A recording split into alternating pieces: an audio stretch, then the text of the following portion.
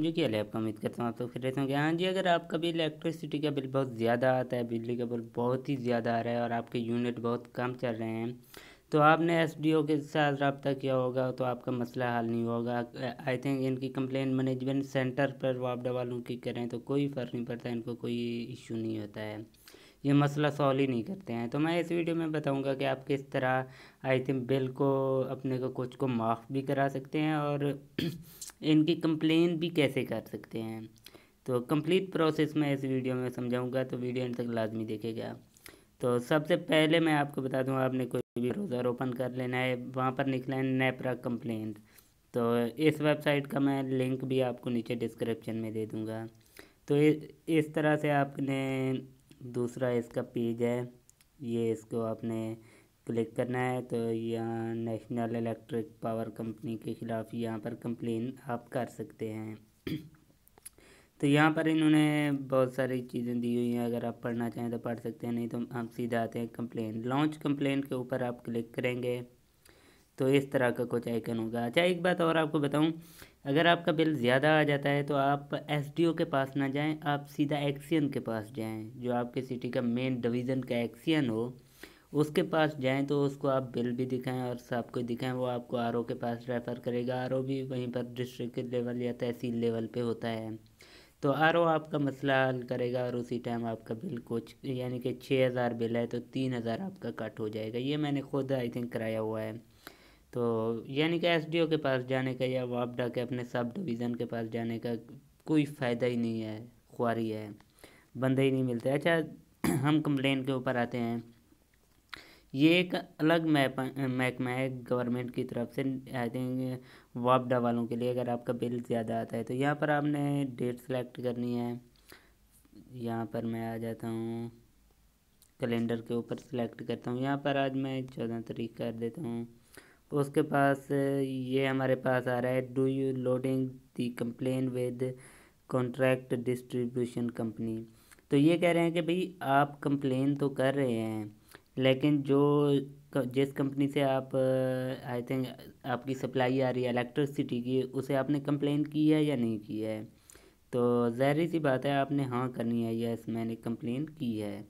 तो उसके बाद इस तरह से आ जाएगा, result benefit please state verify. तो इसका मतलब ये है कि यहाँ पर आप यानी कि शॉर्ट लफ्ज़ों में बताएं कि आपका मसला क्या है। उसके बाद अगर कोई डॉक्यूमेंट्स हैं तो वो आपने पीडीएफ फाइल में जो है ना, only PDF file, JP file में, जेपीजी फाइल में नहीं अपलोड होगी, पीडीएफ फाइल में अपलोड होगी। और उसके लिए आप किसी भी तस्वीर को गूगल पर जाएं या और वहाँ पर लिखें how to convert JPG to PDF, तो वहाँ पर आप आसानी से कन्वर्ट कर सकते हैं।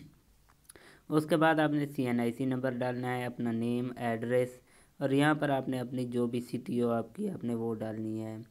तो उसके बाद यहाँ पर आपका प्रोवेंस यानी कि आपका सूबा कौन सा है, उसके बाद cell phone, mobile phone number, fax. अगर फ़ोन नंबर डाल दें सेल फ़ोन नंबर, और फ़ोन नंबर नहीं और फैक्स नहीं है तो कोई मसला नहीं, ईमेल हो तो डाल दें, नहीं हो तो कोई मसला नहीं।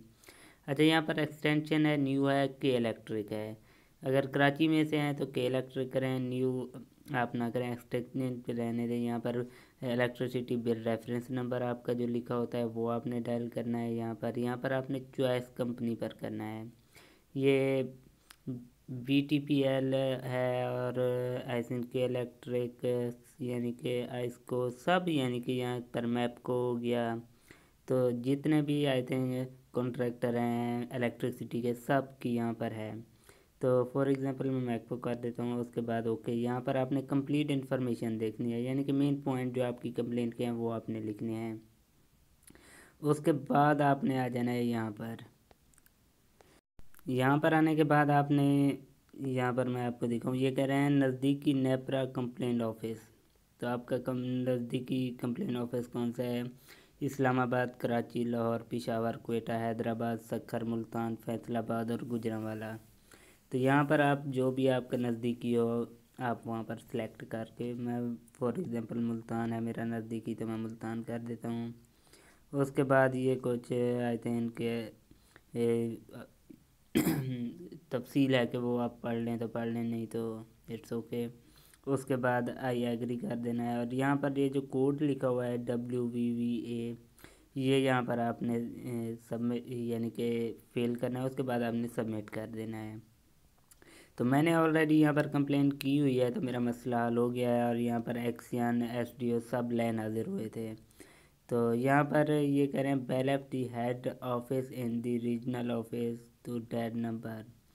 तो यहाँ पर बेलेफ भी वो डाल सकते हैं कि यानी कि ये पूरा बोर्ड और ट्रिब्यूनल बैठता है कंपनी के ख़िलाफ़, उनका लाइसेंस वगैरह भी फेल कर देते हैं, यानी कि उसको रिजेक्ट कर देते हैं, ख़त्म कर देते हैं। बहुत बड़ा इन्होंने गवर्नमेंट ने इकदाम उठाया हुआ है। तो सबमिट करने के बाद आपने तकरीबन 3 से 4 वीक आपने वेट करना है। उसके बाद आपके पास कॉल आएगी, तो आपने जो है ना जो नज़दीकी ऑफिस है वहाँ पर पेश होना है और आपका मसला हल हो जाएगा। तो आई होप ये छोटी सी वीडियो आपको पसंद आई होगी। अगर आपको किसी भी बात की समझ ना आई हो तो आप कमेंट सेक्शन में लाजमी मुझसे पूछ सकते हैं। शुक्रिया।